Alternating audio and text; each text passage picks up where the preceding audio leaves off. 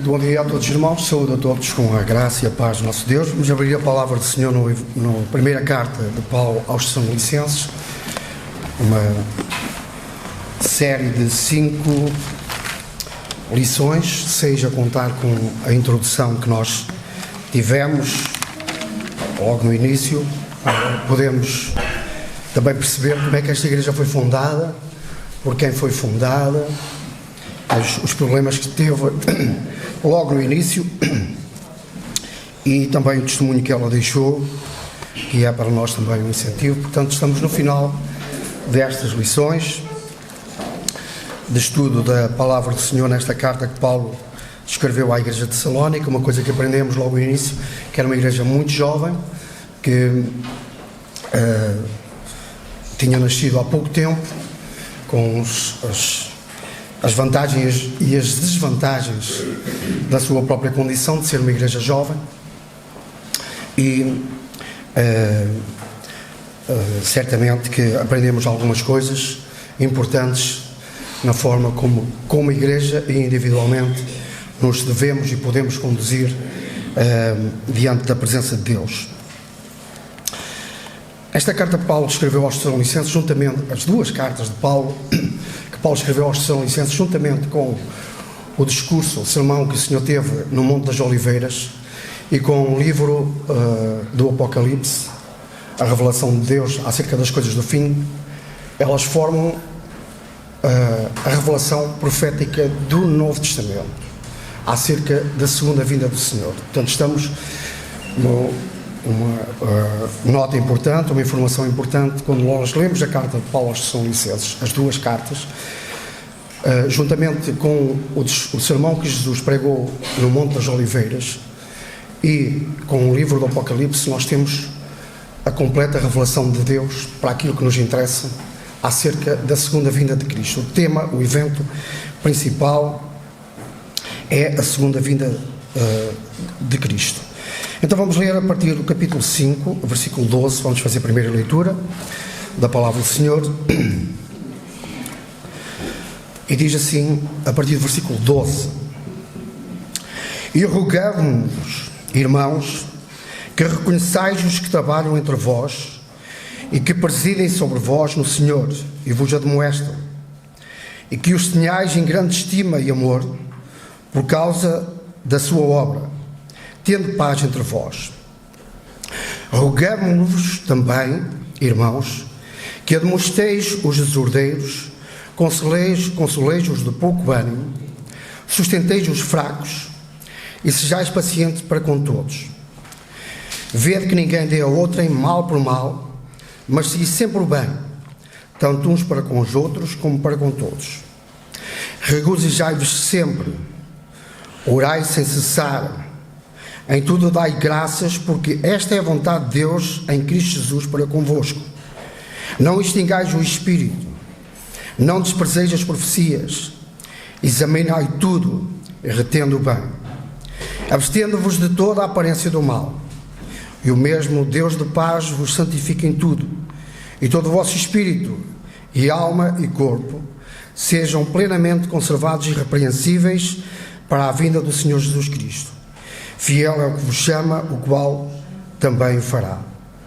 Irmãos, orai por nós. Saudai a todos os irmãos com ósculo santo. Pelo Senhor vos conjuro que esta epístola seja lida a todos os santos irmãos. A graça do nosso Senhor Jesus Cristo seja convosco. Amém. Em princípio, já uma nota importante que Paulo deixa logo ao terminar a carta. Esta epístola, esta carta, não foi a intenção de Paulo escrevê-la somente para estes crentes. E este versículo é importante. Esta epístola seja lida a todos os santos irmãos. Isto quer dizer que a aplicação dos ensinos desta carta, eles estão dirigidos também a cada um de nós nesta manhã que estamos a ouvir e a ler a palavra do Senhor. Como nós podemos, como já falámos, como já consideramos, a principal tónica desta carta é a segunda vinda de Cristo. Eu peço que me acompanhem só para vermos como terminam todos os capítulos desta carta. capítulo 1 e versículo 9 e 10. Vamos ler somente assim, rapidamente, estes versículos para percebermos que a tónica principal da carta é a segunda vinda de Cristo, da qual já também ouvimos falar esta manhã, naquilo que considerámos acerca da ceia. E diz então, capítulo 1, versículo 9 e 10, diz: porque eles mesmos anunciam de nós qual a entrada que tivemos para convosco, e como dos ídolos vos converteste a Deus, para servir-vos ao Deus vivo e verdadeiro, e esperar dos seus o seu Filho, a quem ressuscitou dentre os mortos, a saber, Jesus, que nos livra da ira vindoura. Capítulo 2 e versículo 19. Porque qual é a nossa esperança e gozo, ou coroa e glória? Porventura não sois vós também diante do nosso Senhor Jesus Cristo, em sua vinda, mais uma vez, a vinda de Cristo. Capítulo 3 e versículo 13. Lendo o 12 e o 13, para podermos também perceber o que é que vinha por trás. E o Senhor vos aumente e vos faça crescer em amor uns para com os outros e para com todos, como também o fazemos para convosco, para confirmar os vossos corações, para que sejam irrepreensíveis em santidade diante do nosso Deus e Pai, na vinda do nosso Senhor Jesus Cristo, com todos os seus santos. Capítulo 4 e versículo 17. Diz assim: depois nós os que ficámos vivos. Paulo está, isso foi a pregação da última vez que estivemos a estudar, fizemos esta leitura, mas para entendermos que, mais uma vez, este capítulo termina falando da segunda vinda do Senhor. Diz: depois nós os que ficarmos vivos seremos arrebatados juntamente com Ele nas nuvens, a encontrar o Senhor nos ares, e assim estaremos para sempre com o Senhor. E esta leitura que fizemos hoje, vemos também no versículo 23, capítulo 5 e versículo 23, e o mesmo Deus de paz vos santifique em tudo, e o vosso espírito, alma e corpo sejam plenamente conservados e irrepreensíveis para a vinda do nosso Senhor Jesus Cristo. Já ouvimos esta manhã o nosso irmão Graça falar sobre dois eventos históricos. Na verdade, os dois principais eventos da história da humanidade, eles resumem-se em dois acontecimentos. Nós podemos resumir a história toda em dois acontecimentos. Toda a história da humanidade. Aconteceu muita coisa com as pessoas que viveram aqui antes de nós. Acontece muita coisa com a nossa própria vida. Mas os dois principais eventos da história da humanidade são muito fáceis de identificar. A primeira vinda do Senhor, que veio para salvar o seu povo, trazer a salvação da parte de Deus na sua própria obra que realizou, na sua própria mensagem, e também no o sacrifício de si mesmo em favor dos pecadores. Jesus Cristo, na cruz do Calvário, foi o substituto de todo o homem. Assim haja fé e arrependimento, e todo o coração pode ser a pessoa mais pecadora do mundo. Nós temos esta tendência de avaliarmos a vida do ser humano, e não há nada de errado nisso, também por aquilo que elas fazem. E pode ser a pessoa mais repugnante do mundo. Assim haja fé, assim haja arrependimento no seu coração, e o poder da obra que Cristo realizou na cruz do Calvário é suficiente. Não esqueçamos que Jesus, na cruz do Calvário, perdoou um homem que estava a ser executado por causa do seu pecado. Ele perdoou na cruz. Há um exemplo muito claro do poder para salvar e também da rejeição do homem. Todo o homem encontra-se neste dilema: arrepende-se, tem fé em Jesus e é salvo, ou rejeita e é condenado. Não há muito mais a dizer sobre isto. A palavra é bastante clara, é bastante simples. Aqueles que se arrependem, têm fé em Jesus, são salvos. Os que rejeitam essa mensagem, essa proposta de Deus para a salvação da sua alma, são condenados. Não há nenhum lugar intermédio, não há nada que ninguém possa fazer, porque a única pessoa que pode salvar é Jesus Cristo. E por muita boa vontade que as pessoas tenham, porque veem um familiar partir na condição de perdido e que queiram fazer alguma coisa, isso é impossível. Não estava dado aos homens esse poder para salvar. Então, temos estes dois principais eventos. Primeiro, a dádiva de Deus ao homem, naquilo que ele tinha de mais precioso, o próprio Filho, para salvar um povo, toda a humanidade, todos aqueles que creem. E depois temos um segundo evento, que ainda não aconteceu, mas que nós queremos que está prestes a acontecer. A segunda vinda de Cristo. Houve uma noite especial, que nós já recordámos hoje, em que Jesus reuniu-se com os seus discípulos e lhe fez uma promessa: eu vou dar a minha vida por vós, mas eu vou voltar novamente. Eu vou tornar à vida aquele que era o autor da vida, que é o autor da vida. A palavra lá no Evangelho de João diz que todas as coisas foram feitas por ele, e sem ele nada do que foi feito se fez. Nós já ouvimos hoje, todos nós estávamos mortos em delitos e pecados. Um morto não faz nada, não se mexe, não tem ação nenhuma. E essa é a condição do homem, ainda que se mexa fisicamente. Para Deus ele está morto, está nessa condição.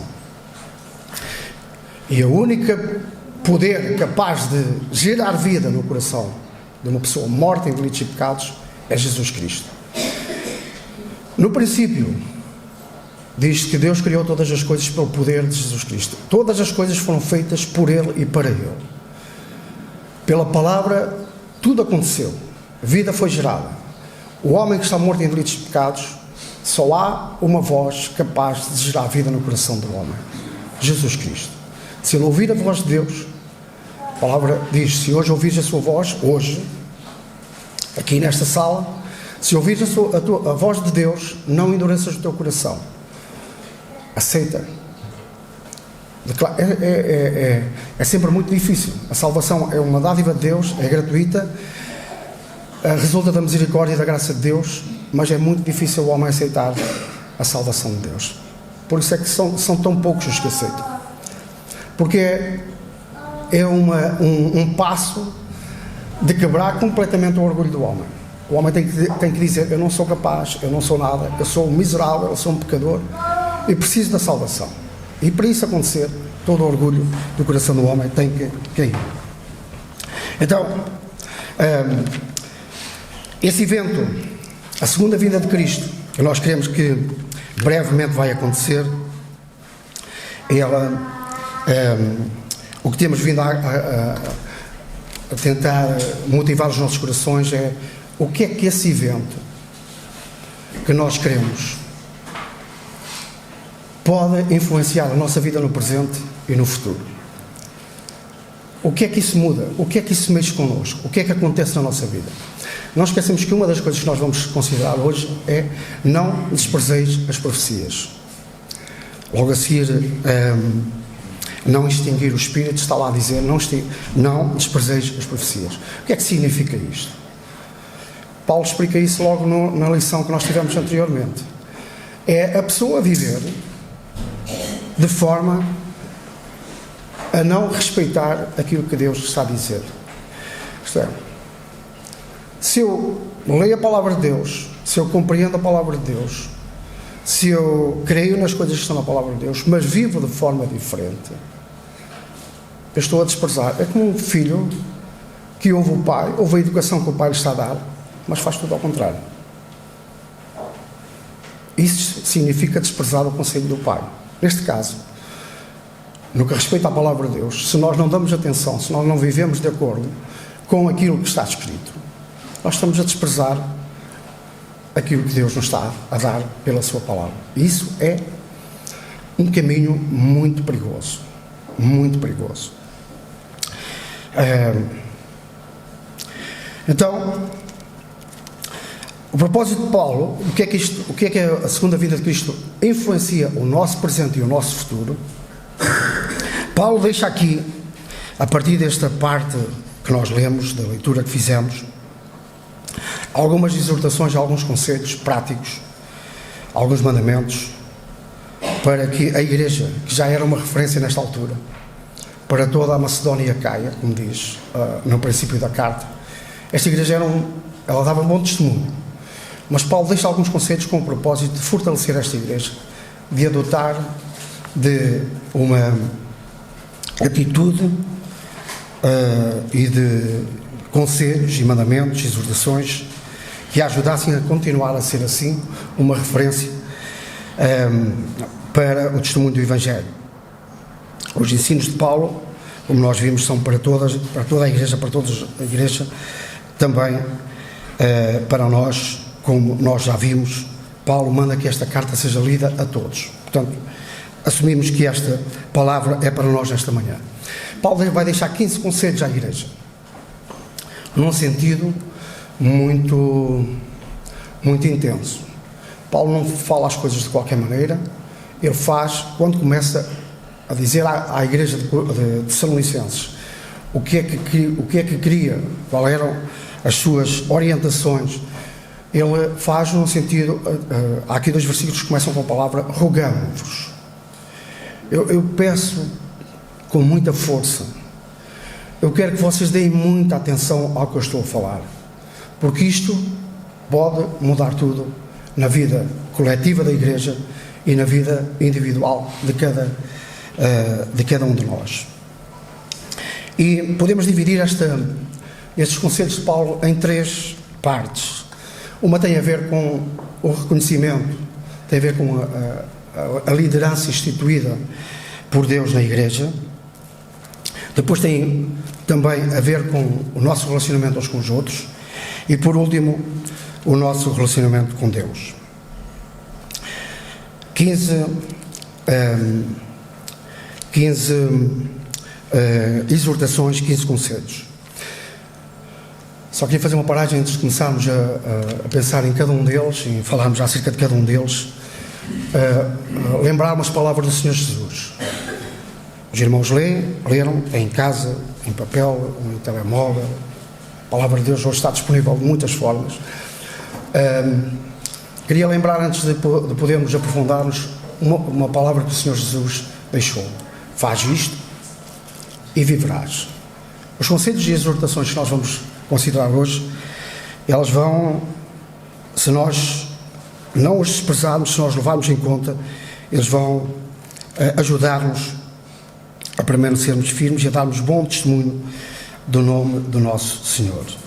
Primeiro, o reconhecimento daqueles que trabalham entre vós. Versículo 12 e 13 diz: e rogamos-vos, irmãos, que reconheceis os que trabalham entre vós e que presidem sobre vós no Senhor e vos admoestam, e que os tenhais em grande estima e amor por causa da obra, tende paz entre vós. É importante, esta nota é muito importante. Nós não somos um grupo. A palavra grupo aqui já pressupõe que nós nos ajuntamos, mas nós não vivemos numa ilha. Nós não somos, não tomamos por nós mesmos a orientação que necessitamos para viver uma vida de acordo com a palavra do Senhor. O propósito de Deus foi fundar a sua igreja, assente sobre a pedra, a rocha firme que é Ele próprio, e daí dar à igreja aqueles que cuidam do rebanho que é do Senhor. E a chamada de atenção aqui à igreja de Tessalónica é que aqueles tivessem em muita conta, aqueles que presidem, aqueles que vos admoestam, aqueles que trabalham entre vós. Portanto, a igreja no seu coletivo, ela terem atenção, ela considerar, respeitar, ter em boa estima aqueles que presidem, é na verdade uma coisa que agrada ao Senhor. Não fazer desagrada. Isto tem sempre as duas faces da moeda. Nós podemos fazer ou não fazer. Se fizermos como o Senhor manda, o Senhor agrada-se. Se não o fizermos, nós certamente que entristecemos aquilo que o Senhor queria que nós fizéssemos, ou entristecemos o Senhor por causa daquilo que Ele queria que nós fizéssemos e não fazemos. Carta aos Hebreus, isto é importante. E versículo 17.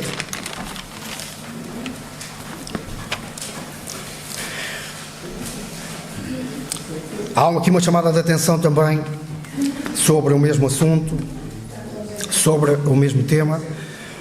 Diz assim, Hebreus capítulo 13, versículo 17: obedecei a vossos pastores e sujeitai-vos a eles, porque velam pelas vossas almas, como aqueles que hão de dar conta delas, para que façam com alegria, não gemendo, porque isto não vos seria útil.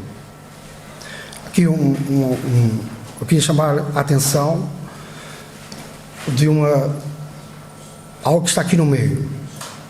Aqui, uma ideia que está aqui no meio.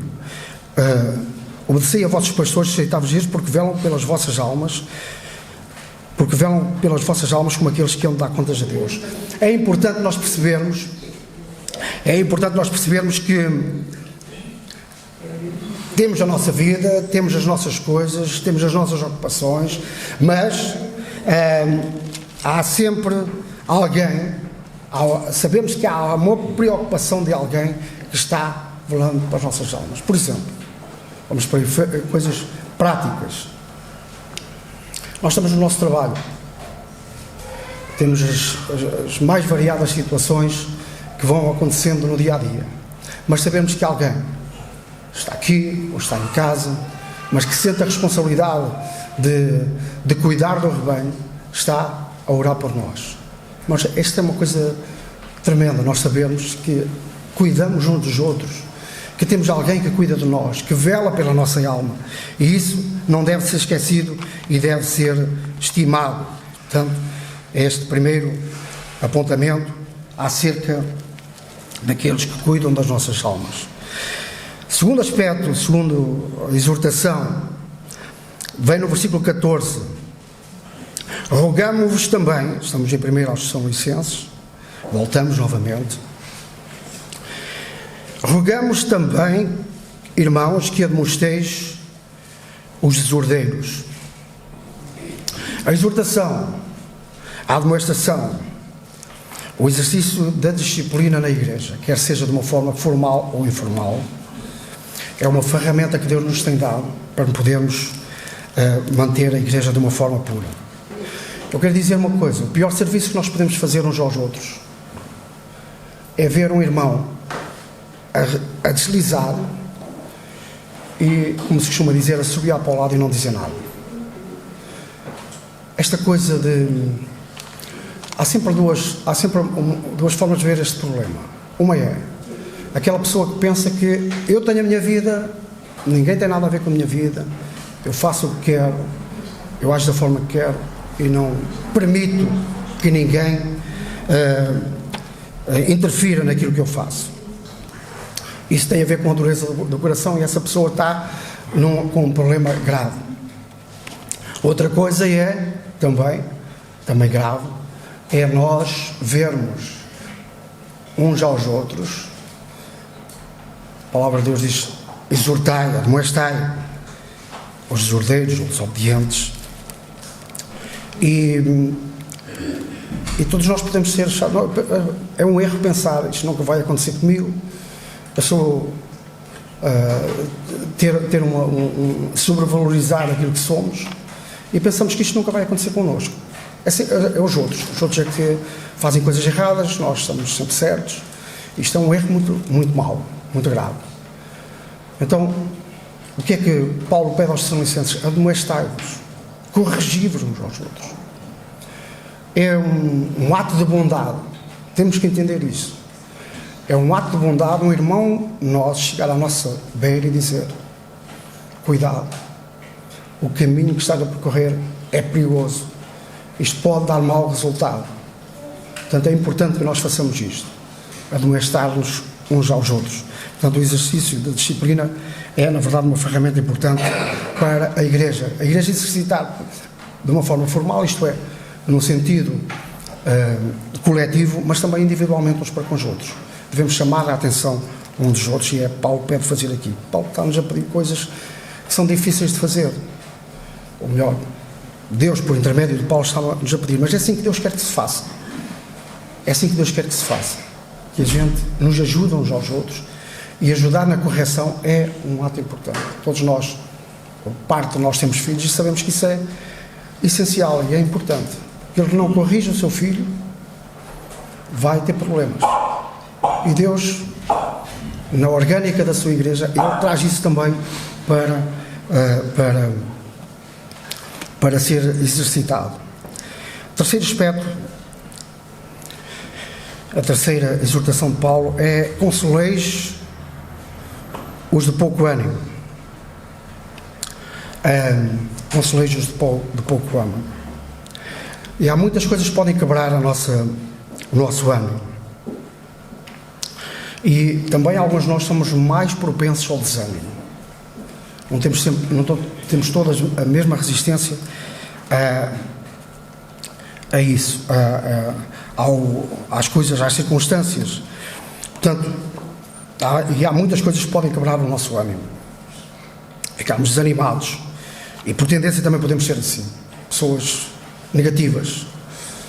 Qualquer coisa nos afeta e vamos-nos abaixo. E esta parte da carta aos Tessalonicenses é despertar a consciência da igreja para cuidar uns dos outros, para estarmos atentos. Devemos estar atentos e agir, não somente ver as coisas, mas agir. Levando consolo, ajudando a pessoa a levantar-se, porque ela sozinha por vezes não consegue.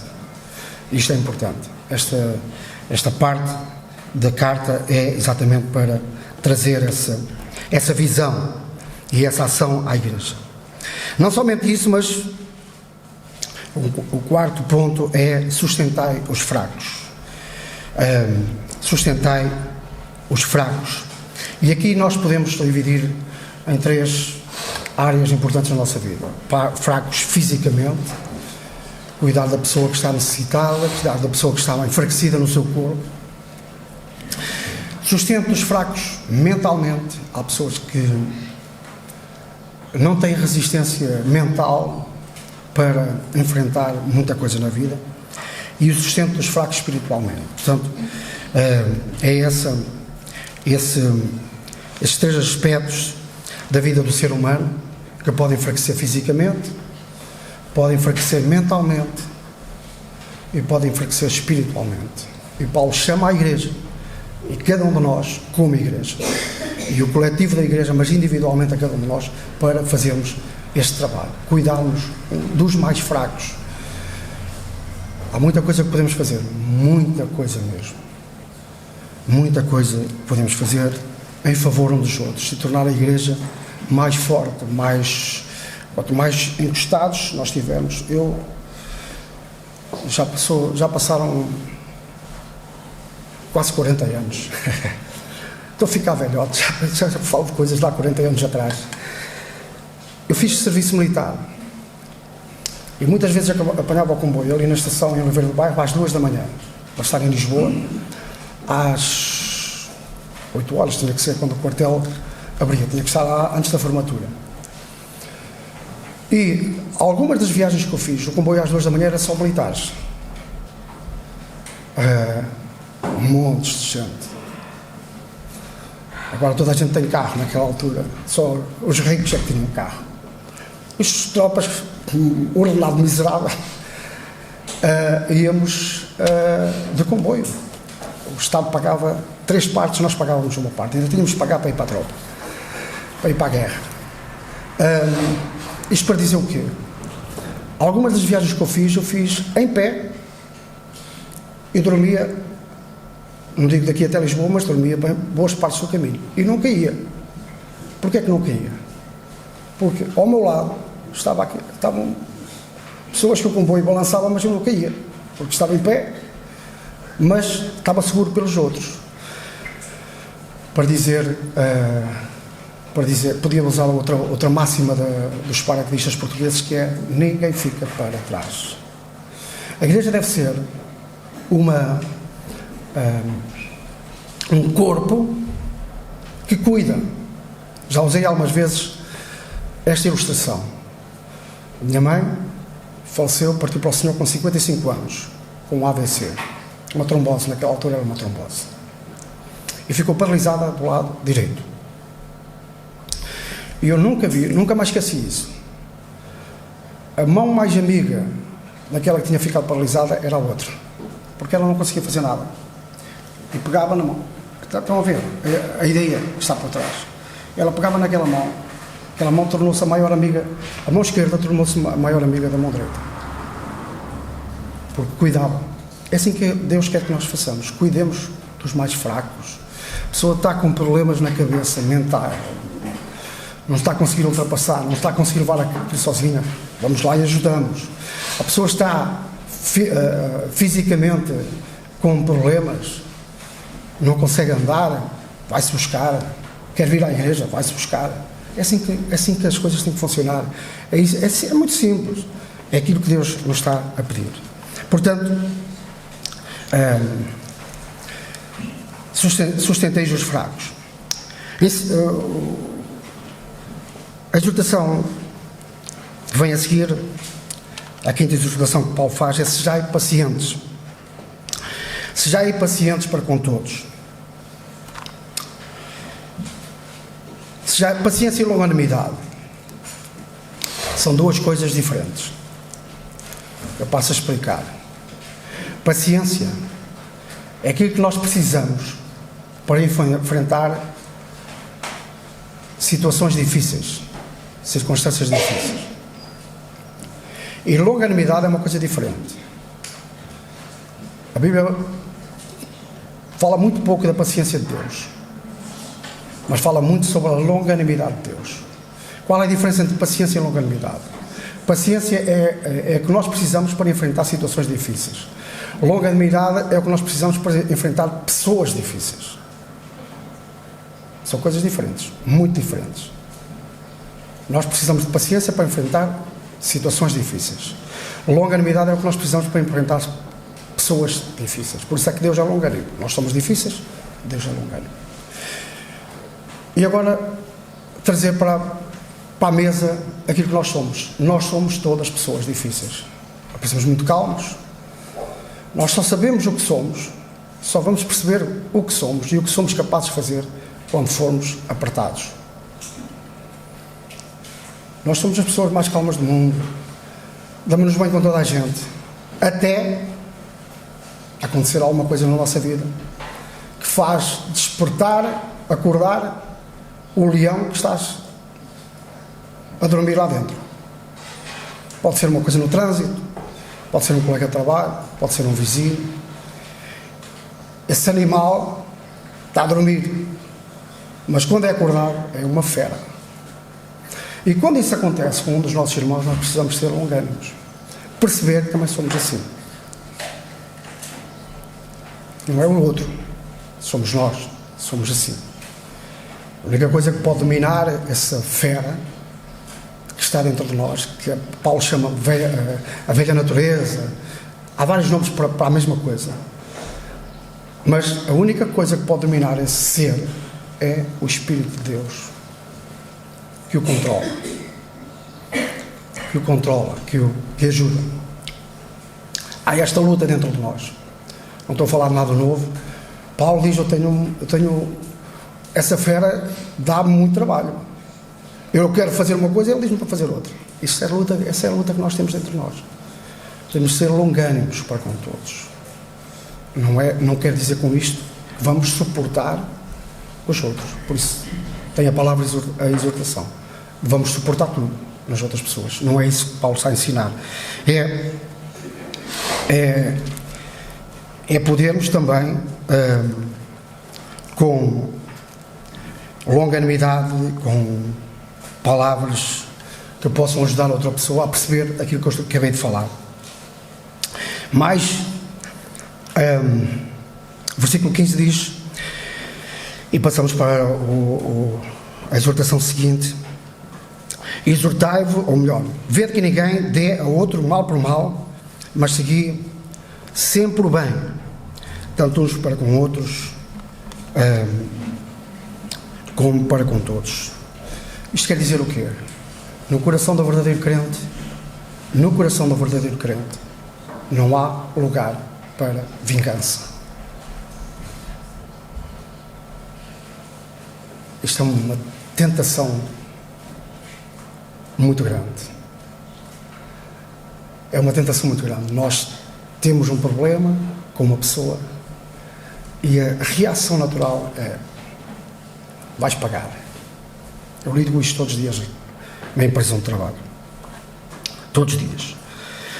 Mas no coração do verdadeiro crente não há lugar para a vingança. Às vezes converso com a Cília, conversamos acerca das coisas de Deus e da influência de Deus na nossa vida. E digo, a coisa mais difícil, digo isso, conversamos muitas vezes sobre isto. A coisa mais difícil que nos foi pedida foi: amai os vossos inimigos. Isto é uma coisa sobrenatural. Isto não se consegue, não é porque eu tenho um coração bom, que eu sou diferente dos outros. Isto não se consegue sozinho. Amai os vossos inimigos. Porque Jesus deixa esta coisa, mas antes ele diz: ouviste o que foi dito, olho por olho e dente por dente.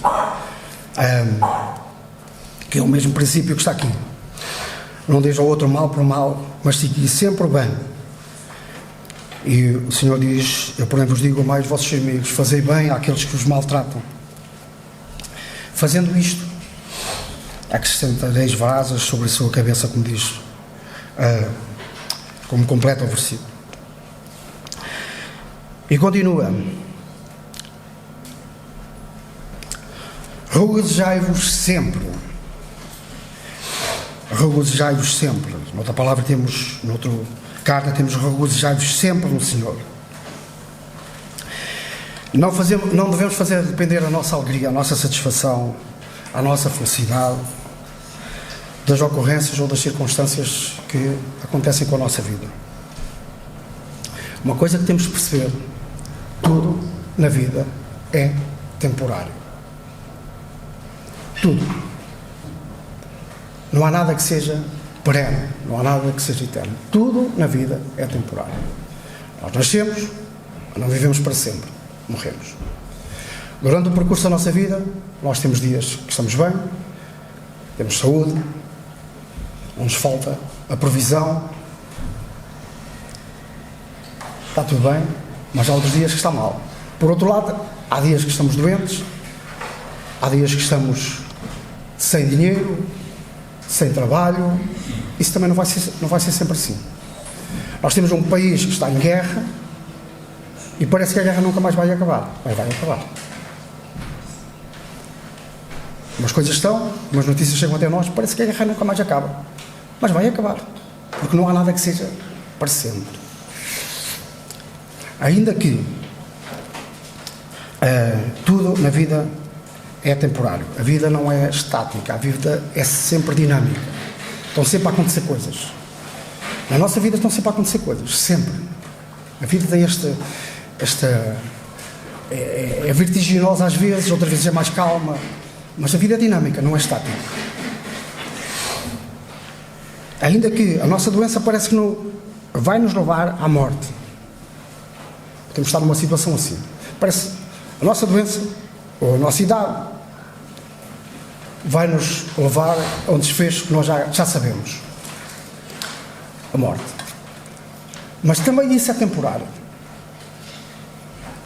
Também a morte não é uma coisa perene. Paulo diz: a nossa leve e momentânea. Paulo foi um sofredor. E depois diz estas coisas para mexer connosco. Como o seu testemunho mexe connosco, deve mexer connosco. A nossa leve e momentânea tribulação não se pode comparar com aquilo que está para vir. Não se pode comparar com aquilo que está para vir. A morte chega a todos. No filme Gladiador, há uma frase que é: a morte chega a todos, devemos sorrir para ela, enfrentá-la com um sorriso. Aqui não tem nada a ver com isso. A morte chega a todos, mas a esperança que chega até nós, pelas promessas de Deus, é que Deus tem preparado uma coisa melhor. Então, tudo é temporário. Portanto, devemos alegrar-nos no Senhor, porque depois do nosso percurso da vida aqui acabar, nós vamos estar com Ele. E essa é a tónica da carta. Orai sem cessar. Orai sem cessar. Como um filho todos os dias fala com o pai, ou deve falar com o pai, assim nós devemos todos os dias falar com Deus. E os minutos mais importantes na oração, aprendamos isto, irmãos. Nós fazemos um cumprimento a Deus de manhã, ou conforme cada um, o hábito de cada um, e depois vamos embora à nossa vida. Calma. Os minutos mais importantes da oração são os minutos a seguir o amém. Nós não devemos falar, despejar diante de Deus aquilo que nos preocupa e aquilo que nos aflige, e depois viramos costas e vamos embora. Esperamos um bocadinho para deixar Deus falar. É um exercício bom. Se não fazemos, façam essa experiência amanhã.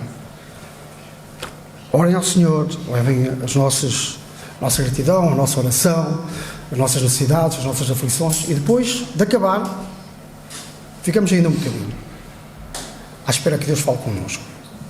Serenize o nosso coração. Deus vai falando durante o dia, mas esses minutos são muito importantes. Os minutozinhos, guardar os minutozinhos para deixar Deus falar. Em tudo dai graças.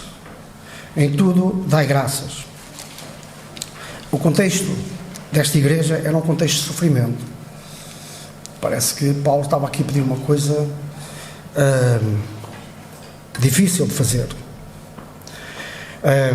Era um contexto de sofrimento e de tribulação, igreja perseguida. Grande parte destes crentes na igreja dos Tessalonicenses eram crentes que não vieram do judaísmo. Porque Paulo, lá no princípio da carta, diz que vós convertestes dos ídolos a Deus. E nesta altura, o povo judeu não praticava a idolatria. Porque a reprimenda que Deus tinha dado por meio dos babilónicos e dos assírios tinha dado o seu efeito. O povo judeu era um povo, nesta altura do Novo Testamento, não virado para a prática dos ídolos, mas virado para o culto a Deus. E grande parte dessas pessoas, elas sofriam na pele muito da opressão dos seus compatriotas, e Paulo diz: em tudo dai graças. E dar graças em tudo. Entendamos isto. Se nós reclamamos, resmungamos, não estamos satisfeitos com Deus, dar graças em tudo é um sinal de maturidade espiritual. Nós vamos subindo a escada no conhecimento da palavra, no relacionamento com Deus, e dar graças em tudo é um sinal de maturidade espiritual. Nós avançamos, já estamos mais acima, estamos mais perto, compreendemos melhor a Deus, e por essa razão, temos mais razões para dar graças. E sentimos mais disponíveis, não só razões, mas sentimos mais disponíveis para dar graças a Deus por tudo. Em 10º lugar, não extingais o Espírito.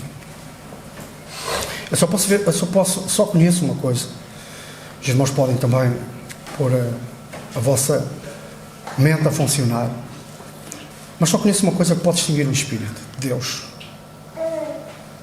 Alguém quer arriscar? Pecado. O pecado. O Espírito Santo de Deus não pode conviver no mesmo lugar que o pecado. Assim como não se consegue misturar água com azeite, o Espírito de Deus não consegue coabitar no mesmo lugar. Estamos a falar no nosso coração com o pecado.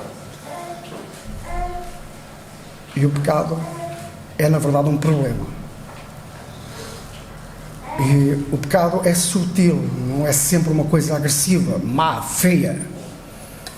O inimigo tem a sua estratégia e às vezes passa-nos a perna e nós caímos. Então, eu queria dizer que quando Paulo diz aqui não estigais no Espírito, é bom que nós percebamos que a ação, a liberdade e o poder do Espírito Santo na nossa vida, ou não, vai condicionar tudo o que falámos até aqui e o que vamos falar a seguir. Isso é, tudo o que falámos até aqui, sem a ação, sem o poder de Deus, o Espírito de Deus no nosso coração, não faz sentido. Tomar conta dos outros, cuidar dos que são fracos, Tudo isto resulta da ação. O Espírito Santo de Deus é o catalisador de todas estas coisas. É Ele que nos move. Por Ele nos movemos, diz Paulo. A ação do Espírito é importantíssima. Por isso Paulo diz: não extingais o Espírito.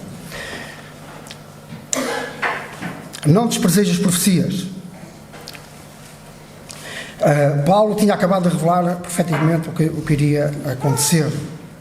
Vemos isso no capítulo 4, foi a última lição.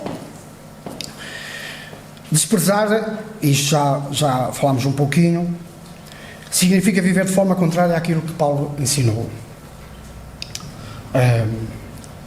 E vemos isso. Capítulo 5, versículo 2 e 3 diz: porque vós mesmos bem sabeis, ou vós mesmos sabeis muito bem, que o dia do Senhor virá como um ladrão de noite, vai surpreender. Pois que quando vos disserem a paz e segurança, então nos sobrevirá a repentina destruição, como as dores de parto àquela que está grávida, e de modo nenhum escaparão. Viver de forma contrária àquilo que é ensinado é desprezar as profecias, desprezar aquilo que está a ser ensinado.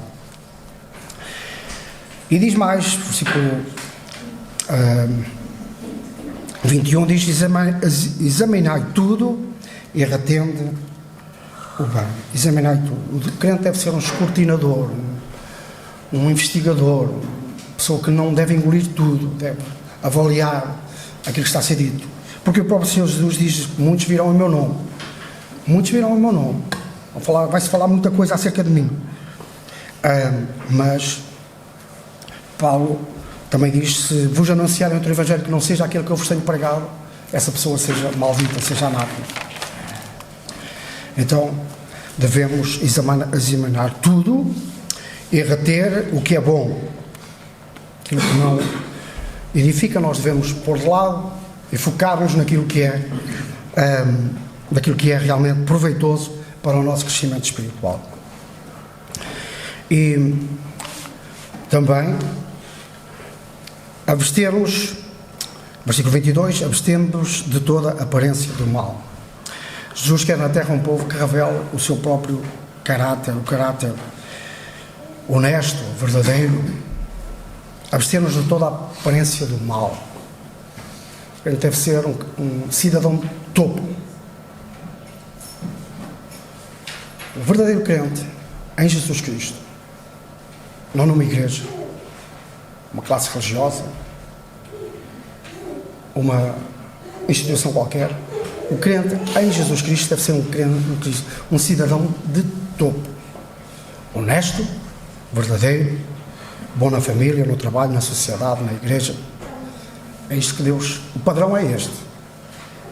O padrão de Deus é este. Que nos devemos abster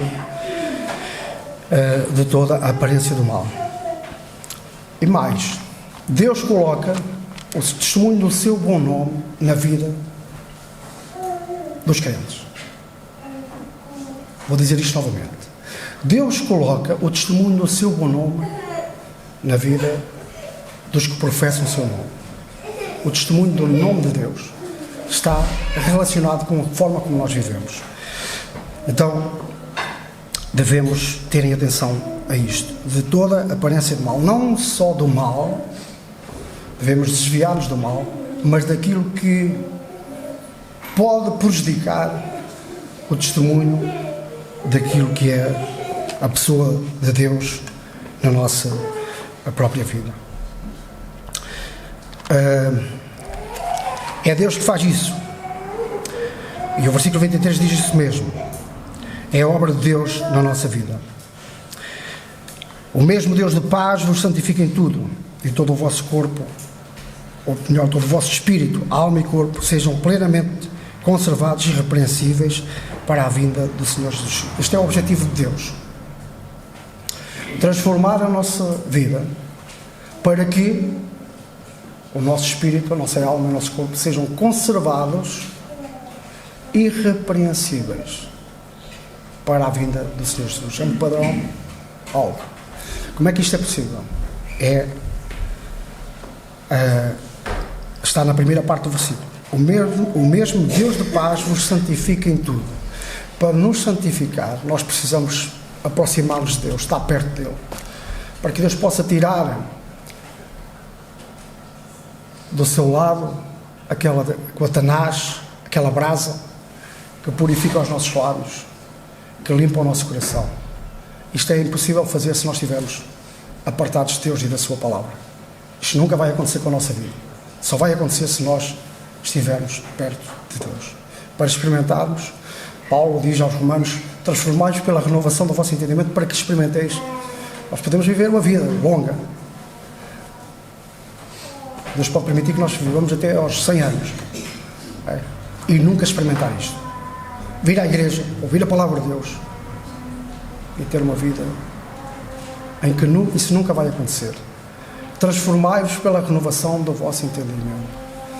É Deus a trabalhar, a formar a nossa mente, o nosso caráter, a dar-nos condições de nós, naquele dia, nos apresentarmos diante de Deus, espírito, alma e corpo, irrepreensíveis até à vinda do Senhor. Isto é o propósito de Deus. Nada menos que isto. Deus quer para os crentes nada menos que isto.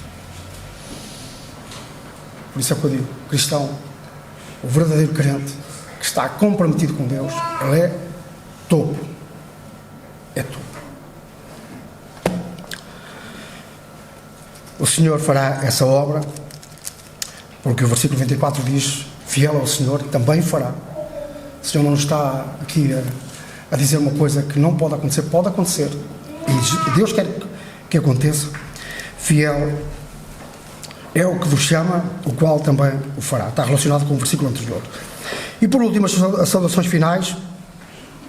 Paulo dirige umas últimas palavras à igreja e diz: irmãos, orai por nós, saudai-vos a todos com o ósculo santo, cumprimentai-vos dessa forma. E queria o versículo 27 diz então que esta carta que nós já vimos é também para nós, e terminava com o último versículo da carta, que é deixar uma bênção também para a igreja em nome do Senhor e pela sua palavra. E deixo isto abençoando cada irmão aqui, para que o Senhor possa operar. Diz Paulo, transmitindo esta bênção à igreja, que é também aquilo que eu desejo fazer, com isto terminar a nossa meditação da palavra de Deus. A graça de nosso Senhor Jesus Cristo seja convosco. Amém. A graça do Senhor Jesus Cristo, que Ele opere em cada coração, segundo o seu poder, esta manhã, para transformar o nosso espírito, a nossa alma, o nosso corpo, para nos apresentarmos diante de Deus irrepreensíveis, porque o Senhor alegra-se muito com isto. Só digo uma coisa: nós vemos Deus falar acerca de um homem. Nós vemos Deus falar acerca de um homem com um orgulho, não no sentido do orgulho humano, mas Deus fala acerca de um homem, quando é confrontado pelo próprio inimigo, diz assim: é a coisa mais extraordinária que eu vejo na palavra de Deus, que Deus fala acerca de um homem. Não viste o meu servo Jó? Viste o meu servo Jó? Vejo aqui acusá-lo, mas viste-o? Não há na terra homem igual a este. E o que Deus quer fazer da nossa vida é isto: não há na terra ninguém igual a este caminho. Que o Senhor opere nos nossos corações.